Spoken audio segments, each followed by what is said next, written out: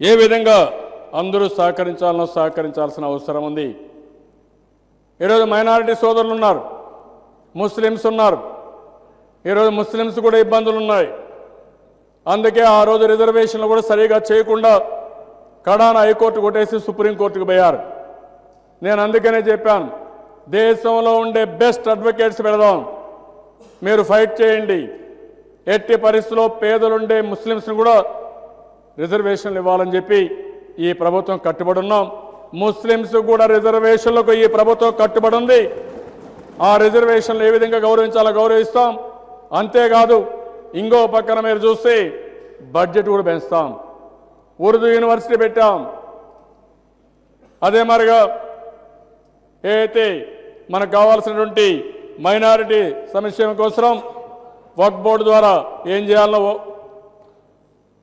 ఇవన్నీ కూడా మనం ఏమేం చేయడం కోసం మనం ముందుకు పోవడం చూస్తున్నాం. రేపే మీరు చూస్తారా దిశ, ఈ ముస్లిమ్స్ కూడా పెద్ద ఎత్తున ఈరోజు బడ్జెట్ పెంచే పరిస్థితికి వచ్చాం. ఇంకో పక్కన బ్రాహ్మిన్స్ కూడా చాలామంది పేదవాళ్ళు ఉంటే వాళ్ళను కూడా ముందుకు పోవడం కోసం ఆ కార్యక్రమం కూడా చేస్తున్నాం. అంటే ఈరోజు ఇవన్నీ చూస్తే దిశ, నేను ఎక్కడైతే పేదవాళ్ళు ఉన్నారో వాళ్ళ మీద ప్రత్యేకమైన శ్రద్ధ పెడుతున్నాం. బడ్జెట్లో ప్రత్యేకమైన ప్రొవిజన్స్ పెట్టాం. ఇంకా అగ్రవర్ణాల్లో పేదవాళ్ళు ఉంటే ఆ అగ్రవర్ణాల్లో ఉండే పేదవాళ్ళను కూడా ఆదుకోవడం ఈ ప్రభుత్వం ఒక బాధ్యతగా తీసుకొని వారికి కూడా న్యాయం చేస్తాం తప్ప ఎవరికి అన్యాయం జరగడానికి వీల్లేదని చెప్పి కూడా నేను మీకు తెలియజేస్తున్నాను. ఇది కాకుండా హౌసింగ్కి అయితే పెద్ద ఎత్తున కార్యక్రమాలు చేస్తున్నాం. ఈరోజు హౌసింగ్లో 2,75,000 రూపాయలు ఇస్తున్నాం. అందులో కూడా 1,75,000 రూపాయలు ఎస్సీ ఎస్టీకి సబ్సిడీ ఇస్తున్నాం. మిగిలిన వాళ్ళకి 1,25,000 ఇస్తున్నాం. అర్బన్ ఏరియాలో 5,50,000 పెట్టి ఒక మంచి ఇల్లు కట్టించి దానికి కూడా ఏ విధంగా మనం ఇచ్చే సబ్సిడీ ఇవ్వడమే కాకుండా బెస్ట్ ఇన్ఫ్రాస్ట్రక్చర్ క్రియేట్ చేసి నెలవారీగా వాళ్ళు కట్టే రెంటు ఈ ఇంటికి కట్టుకుంటే వాళ్ళకు సొంతం అవుతుంది. One of the best houses కట్టాలని చెప్పి కూడా మనం ఆలోచిస్తున్నాం. ఈరోజు మనం చేసే హెల్త్ ప్రోగ్రామ్స్ మీరు చూసే దేశం మొత్తం అప్రిషియేట్ చేసే పరిస్థితికి వచ్చింది. ఈరోజు మొత్తం అన్ని హాస్పిటల్స్లో ఫ్రీ డయాగ్నోసిస్ కింద ముందుకు పోతున్నాం. ప్రతి ఒక్క ప్రైమరీ హెల్త్ సెంటర్ కానీ, రెఫరల్ హాస్పిటల్ కానీ, కమ్యూనిటీ హెల్త్ సెంటర్ కానీ, ఇంకో పక్క డిస్ట్రిక్ట్ హాస్పిటల్లో కానీ ఏమేమి చేయగలుగుతాం వైద్య పరీక్షలన్నీ ఫ్రీగా చేపిస్తున్నాం. దీనివల్ల పేదవాడికి చాలా వరకు ఉపయోగపడతా ఉంది. ఇంకో పక్క మీరు చూస్తే తల్లి బిడ్డ ఎక్స్ప్రెస్ పెట్టి ఎవరైతే గర్భిణీ స్త్రీలు ప్రసవించిన తర్వాత నేరుగా ఇంటికి పోయి ఏర్పాటు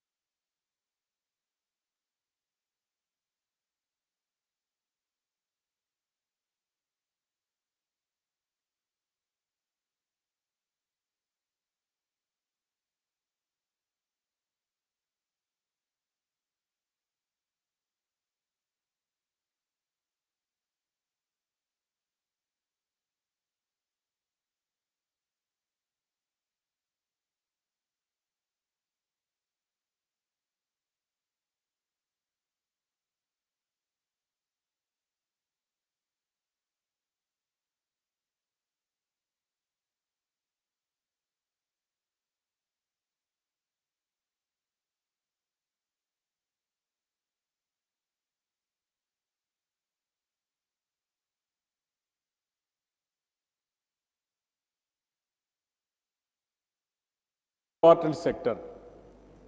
ప్రపంచం మొత్తం మీరు చూస్తే 10 లక్షల రూపాయలు ఖర్చు పెడితే వ్యవసాయంలో 25 మందికో 26 మందికో ఉద్యోగాలు వస్తాయి. అదే 10 లక్షల రూపాయలు ఖర్చు పెడితే ఒక 15-16 మందికి ఇండస్ట్రీస్లో ఉపాధి కలిగే అవకాశం ఉంది.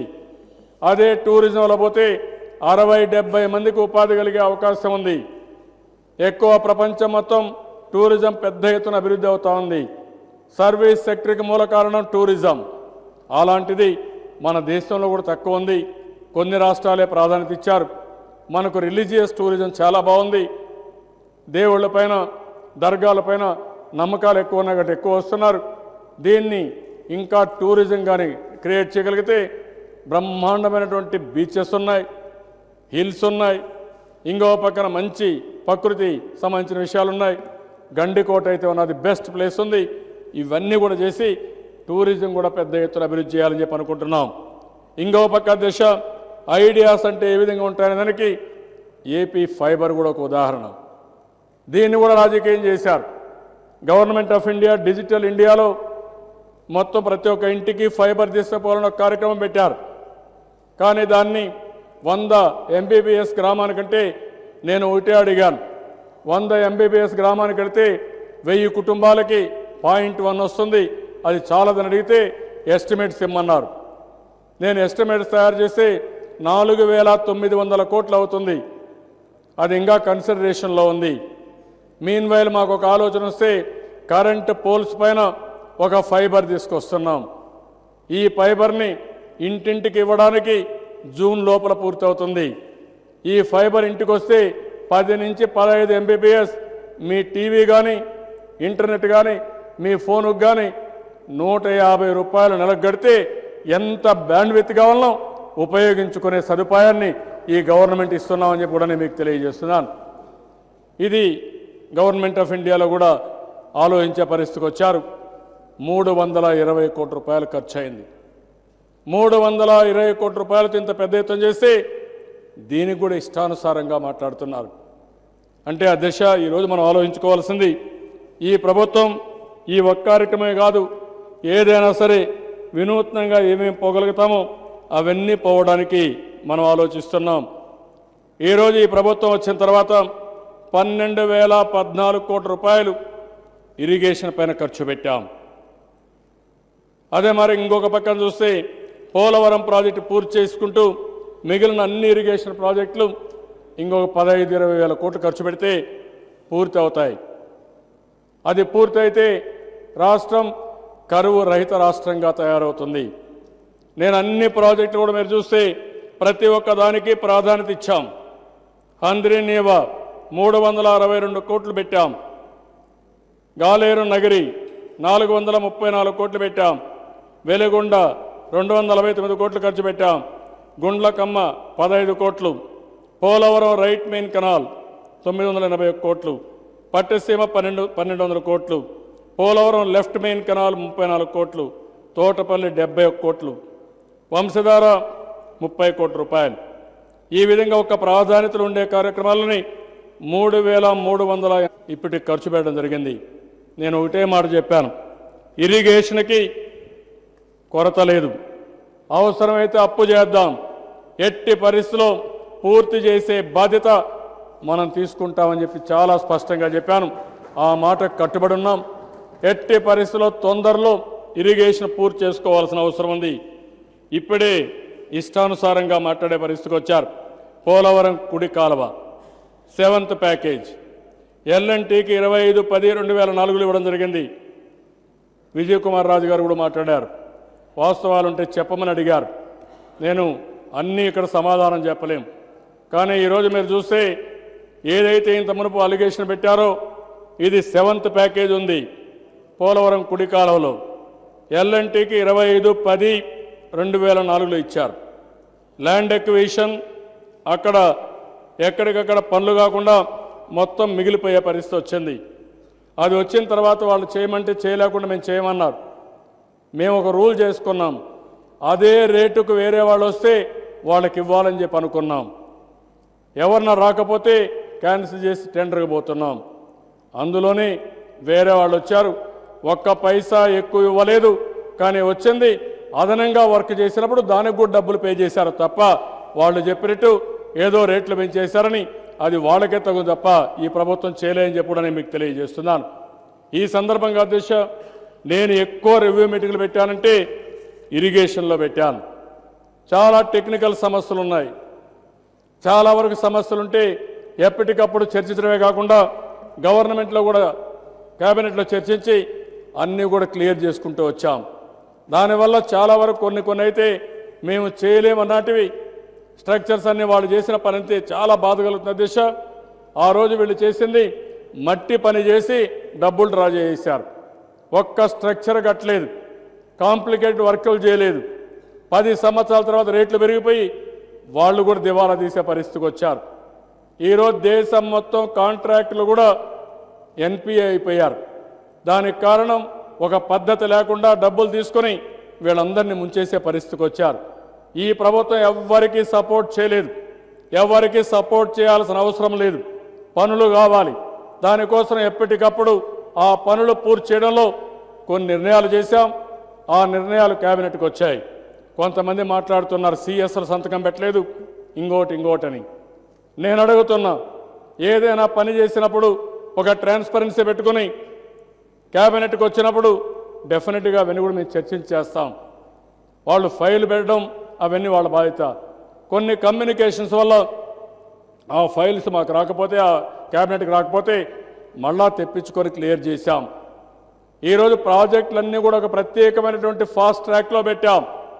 ఇక్కడ ఎవరికో ఇంట్రెస్ట్ ఉందని కాదు, ఈ ప్రభుత్వం పనిచేసేది రాష్ట్ర ప్రయోజనాల కోసం పనిచేస్తున్నాం, కాంట్రాక్టుల ప్రయోజనాల కోసం కాదు. ఆ విషయం ఈ నాయకులు గుర్తుపెట్టుకోవాల్సిన అవసరం ఉంది. 24 గంటలు ఇష్ట ప్రకారం చేశారు. నిన్న మొన్న మీరు పేపర్లో చూస్తున్నారు, చాలా దారుణమైన వార్తలు.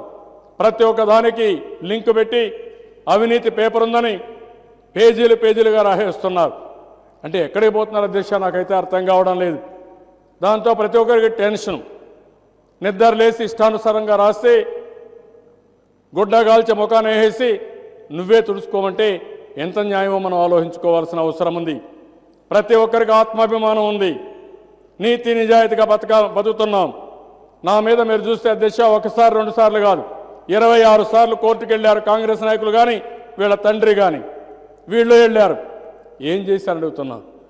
ఎందుకంటే నీతి నిజాయితీగా ఉన్నాం కాబట్టి, ఎప్పుడు కూడా ఎంక్వైరీలు ఫేస్ చేయకూడదు అనుకున్నాం కాబట్టి, ఈ రాష్ట్ర ప్రయోజనాల కోసం పోరాడుతున్నాం కాబట్టి మనం ముందుకు పోగలిగాం. ఎలాంటి ఇబ్బందులు లేకుండా చేస్తున్నాం. అలాంటిది 24 గంటలు కూర్చొని ఇష్టానుసారంగా రాసి ఈ ప్రభుత్వాన్ని మెలయం చేయాలంటే వీళ్ళు మెలయం చేయలేరు. ఆ విషయం వీళ్ళు గుర్తుపెట్టుకోవాల్సిన అవసరం ఉంది. కావాలని ఈరోజు ఇక్కడ లేకపోవచ్చు, నేను ఈరోజు వాళ్ళ విషయం ఇక్కడ తేవాలనుకోలేదు, కానీ రాష్ట్ర ప్రయోజనాల కోసం తీసుకురావాల్సిన అవసరం ఉంది. మీరు ఒకసారి పేపర్లో చూడండి, టీవీలో చూడండి, ఎక్కడి నుంచి వచ్చే అధ్యక్ష ఈ పేపర్లు? ఈడీలో అటాచ్మెంట్లో ఉంది, ఎన్ఫోర్స్మెంట్ డైరెక్టరేట్లో అటాచ్మెంట్ ఉండే పేపర్లు ఈ రాష్ట్ర ఆస్తులు ఇవి. సత్యం ఏమైందో ఒకసారి ఆలోచిస్తే, సత్యం ప్రైవేట్ కంపెనీ అయినా ఈడీ అటాచ్ చేసిన తర్వాత దాన్ని వేరే వాళ్ళకి అప్పచెప్పారు. గ్లోబల్ ట్రస్ట్ బ్యాంక్ ఇదే మరికి అవినీతిలో పాల్పడితే దాన్ని తీసుకొని వేరే బ్యాంకులో కలిపారు. అలాంటివి ఈరోజు ఈడీ అటాచ్మెంట్లో ఉన్నాయి. మనం ఒక బిల్లు కూడా పాస్ చేశాం. ఆ బిల్లు ప్రకారం స్పెషల్ కోర్టులు మనం పెట్టాం.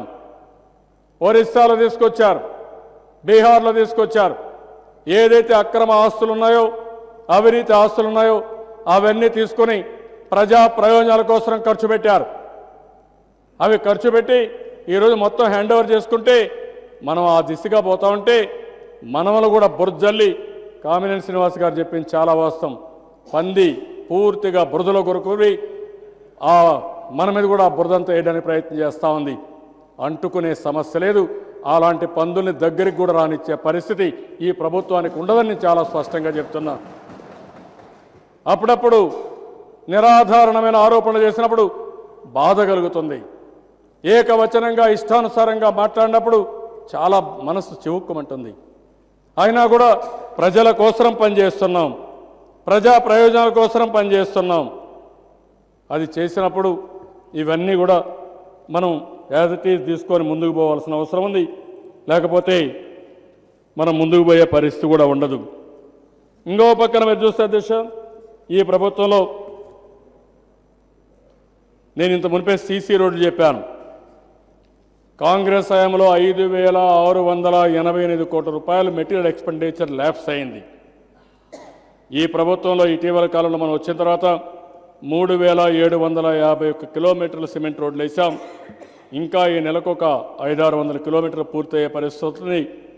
దీన్ని కానీ మనం చేసుకోగలిగితే చాలా వరకు మనకి ఈ ప్రోగ్రాం బాగా ఉపయోగపడే పరిస్థితి వస్తుంది. అదే మరి ఇంత మునుపు చెప్పింది, ఆంధ్రప్రదేశ్ అయితే 33%, 37% బ్యాంక్ లింకేజ్ ఉంది. మన తర్వాత కర్ణాటక, దాని తర్వాత తమిళనాడు 16-14% ఉండే పరిస్థితి వచ్చింది. వేరే రాష్ట్రాలు అయితే 2-3% ఉన్నారు. ఇవన్నీ కూడా ఒక పద్ధతి ప్రకారం పనిచేసుకుంటూ ఈరోజు ప్రభుత్వం ముందుకు పోతున్నాం. అదే మరి ఇంకొక పక్కన చూస్తే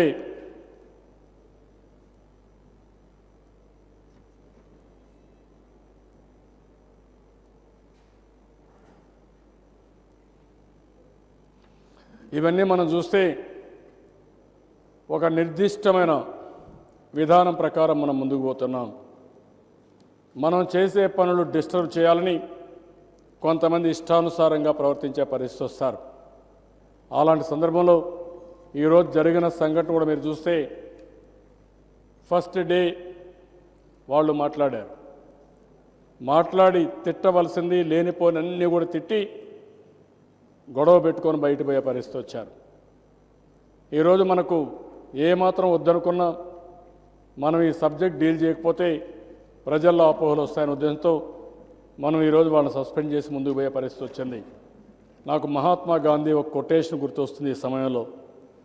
first they ignore you, then they laugh at you, then they ridicule you, then they get fight you, attack you.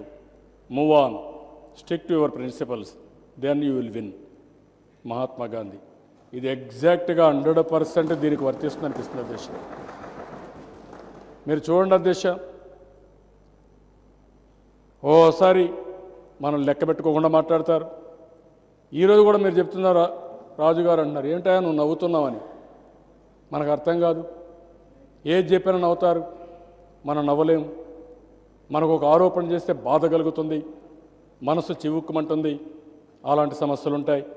Then రిడికుల్ చేస్తారు. మీరు చూశారు, చిన్న పెద్ద తారతమ్యం లేకుండా ఇష్టానుసారంగా రిడికుల్ చేయడం, ఎగతాళి చేయడం, గేల్ చేయడం.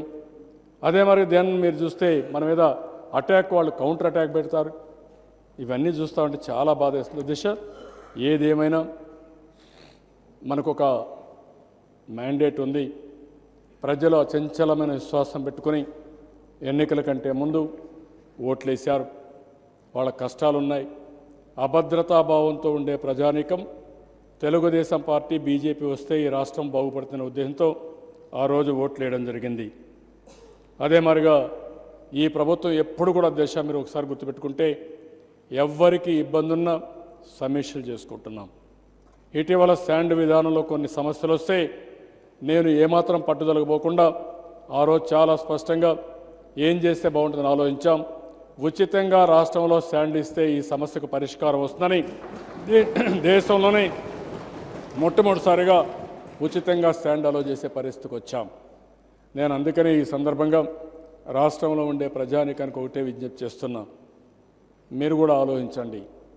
ఈరోజు అనేక కార్యక్రమాల వల్ల స్టాచ్యురేషన్ తీసుకెళ్తున్నాం. క్షేత్రస్థాయిలో పనుల యొక్క ఫలితాలు కనపడుస్తున్నాయి. అయితే ఆదాయం మనకు రాకుండా ఇబ్బందులున్నాయి, ఇంకా కమిట్మెంట్స్ ఉన్నాయి. కేంద్రం కూడా సహకరించాలి. నేను అందుకని రేపు కూడా కేంద్రం దగ్గరికి వెళ్తున్నాను. నేను వారిని కోరేది అధ్యక్ష, మీరు అన్నీ కూడా చూస్తే అనేక విధాలుగా మీరు చూసినప్పుడు మనకు డెఫిసిట్ ఫైనాన్స్ ఉంది. రెండోది 35,000 నుంచి 40,000 రూపాయలు పొరుగు రాష్ట్రాల కంటే మనకు పర్ క్యాపిటా ఆదాయం తక్కువ ఉంది.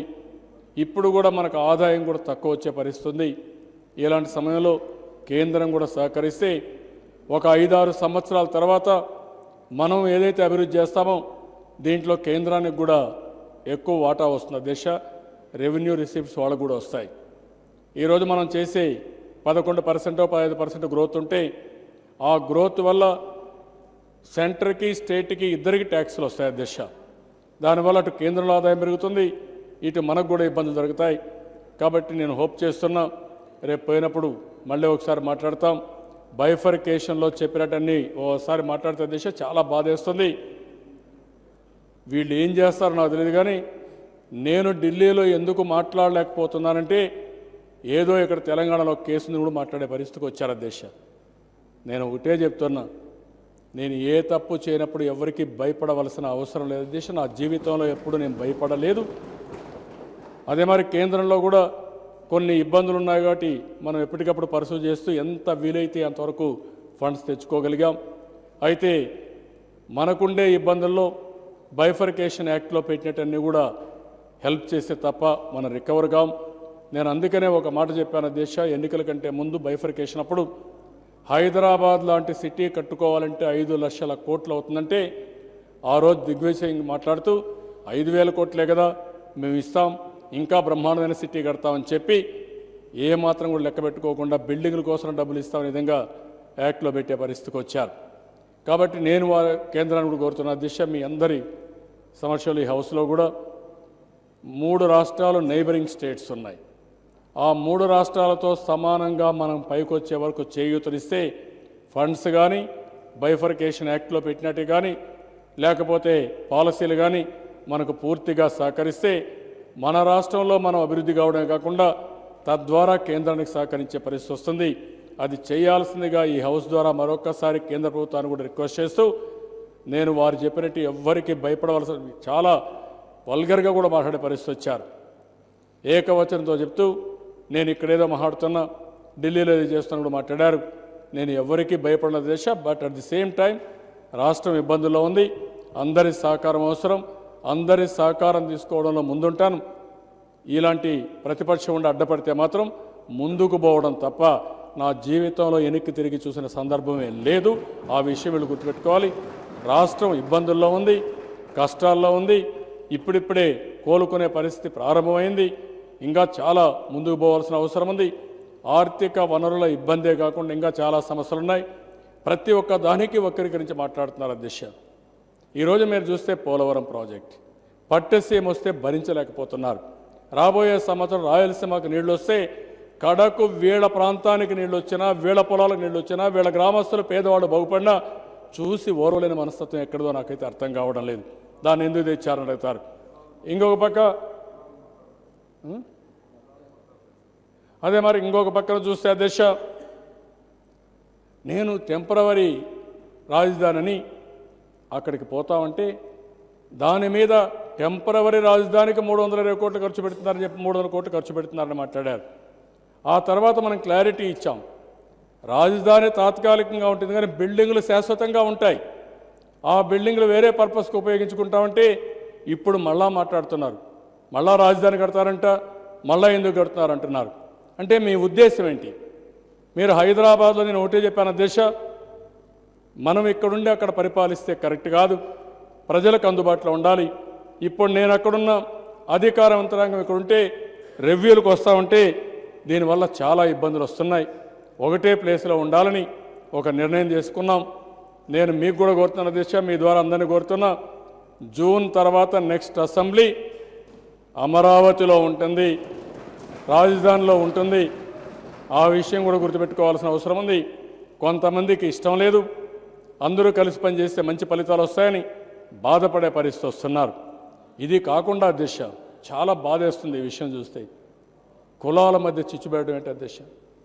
ఎక్కడికి పోతున్నారు అధ్యక్ష? వీళ్ళ రాజకీయం కోసం, వీళ్ళ స్వార్థం కోసం కులాల మధ్య చిచ్చు పెడతారని అడుగుతున్నా. నేను ఏ కులానికి కూడా అన్యాయం చేయాలని ఈ ప్రభుత్వం లేదు, అందరికీ న్యాయం చేస్తాం. అదే సమయంలో కొన్ని విషయాల్లో కొన్ని వాగ్దానాలు చేసాం, అవి కూడా నిలబెట్టుకుంటాం. అదే మరి ఇంకో పక్కన ఆలోచిస్తే ఎవరైతే పేదవాళ్ళు ఉన్నారో వారందరికీ అండగా ఉండడం కోసం పోతున్నాం. ఒక కులం దగ్గరికి వెళ్ళడం, మీకు అన్యాయం జరిగిందని చెప్పడం, వాళ్ళని రెచ్చగొట్టడం, వాళ్ళని చూసి ఇంకొకరిని రెచ్చగొట్టడం, ఇది ఎక్కడి చోద్యం అధ్యక్ష? కాబట్టి ఇంకొక పక్క చూస్తే అధ్యక్ష, మతాలను రెచ్చగొట్టడం, ప్రాంతాలను రెచ్చగొట్టడం, ఇది చాలా దుర్మార్గమైన కార్యక్రమం. రాష్ట్రంలో ఉండే ప్రజలందరినీ కోరుతున్నాం, మనం కష్టాల్లో ఉన్నాం, సమస్యల్లో ఉన్నాం, ఇటువంటి సమయంలో మన మధ్యలో విభేదాలు వచ్చినా, మన మధ్యలో మనస్పర్ధలు వచ్చినా అది భావితరాల భవిష్యత్తుకే దెబ్బతీస్తుంది. నేను కూడా ఒకటే మీ ద్వారా హామీ ఇస్తున్నాను అధ్యక్ష, నేను కాపులకు కానీ, వెనుకబడిన వర్గాలకు కానీ, ఎస్సీ ఎస్టీలకు కానీ, అదే మరిగా మిగిలినటువంటి బ్రాహ్మిన్స్ ఇలాంటి కులాలకు అందరికీ కూడా న్యాయం చేస్తాం. ఎవరైనా కులాల పేరిట సమాజంలో చిచ్చు పెట్టాలనుకుంటే మాత్రం ప్రభుత్వం కఠినంగా వ్యవహరిస్తామని చెప్పి మరొకసారి మీ ద్వారా గుర్తు చేస్తున్నాను అధ్యక్ష. ప్రజలందరికీ